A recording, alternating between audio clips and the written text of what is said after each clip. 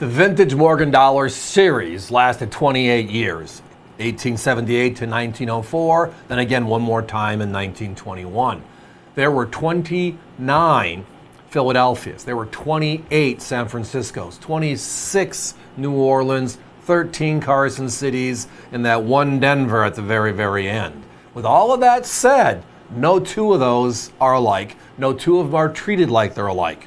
But inside of that group of give or take 100 coins, there are a couple that are like, wow, when you get to the uncirculated category. Start adding the digits. So as we always strive for here is, how close can I get, yet it's affordable.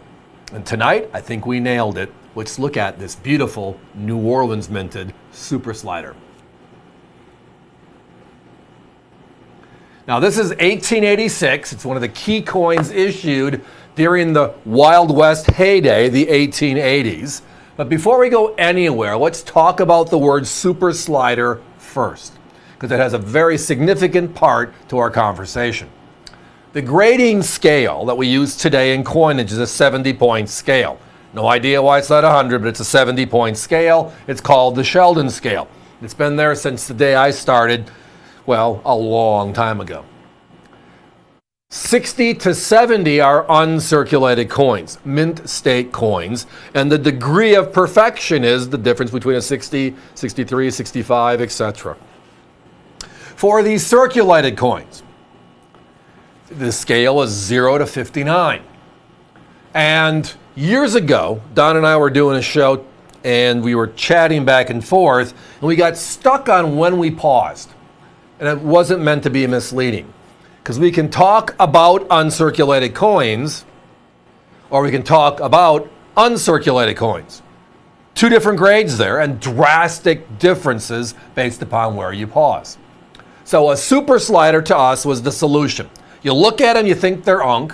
We know, and if you send them into the big grading services, they know, which means you'll know.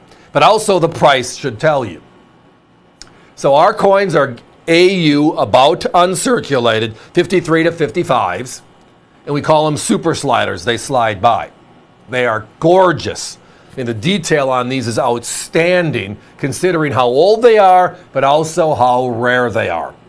Now, I mentioned there are 26 New Orleans minted Morgan dollars. They started in 1879, they ended in 1904. Those consecutive years, it was a wonderful, the only Southern mint. And if you rank them by the lowest mintage to the highest mintage, this coin is an anomaly. This coin ranks number 20 out of 26 by mintage figures. But that's the reason why we don't buy by mintage figures. Because the lowest is going to be that 93.0, followed by the 95.0, followed by the 94.0, etc.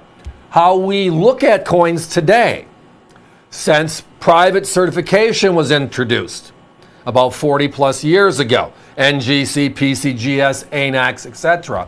And they publish every coin they see.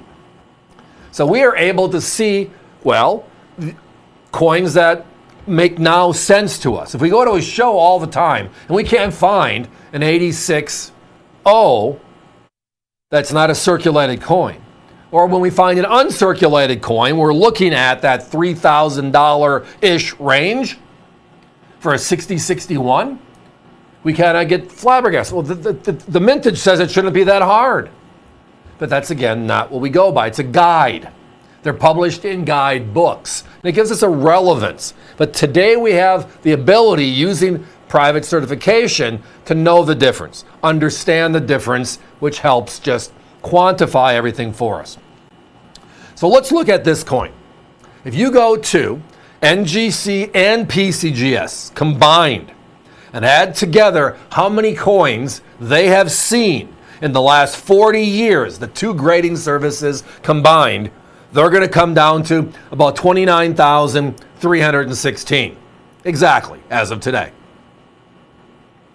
So what does that mean? Well, the coins right before this, the 83.0, 300,000, the 84.0, 486,000, the 85.0, 461,000. Yeah, not even close. Now let's compare it to the dogs in the group, right? The real special coins. The 93.0 is 22,000 and change. The 95.0 is 38,000 and change. How many coins have been seen? And those coins, well, for a circulated 95.0, you're looking at $800, $900, right? For an uncirculated 95.0, the jump, it's over $20,000. There are fewer of these coins, the 86.0, seen than that 95.0. That's when we say we would find a needle in a haystack. It's a great thing to jump in on. So for me, it's always about the jump. What does a circulated coin cost? What is that about uncirculated super slider sell for? And then what is the uncirculated? Because we want to buy the 53 to 55 for as close to fine 12 as we can. Not right on top of the 60, which we would expect. So when you look at this coin in particular, you get $150 for a circulated coin. And you jump, as I referenced, we found one of them at $25.70. We found another one at $27.50. So we're talking $2,500 and change. And I recommend strongly you get those certified, because this is a special coin in Unk.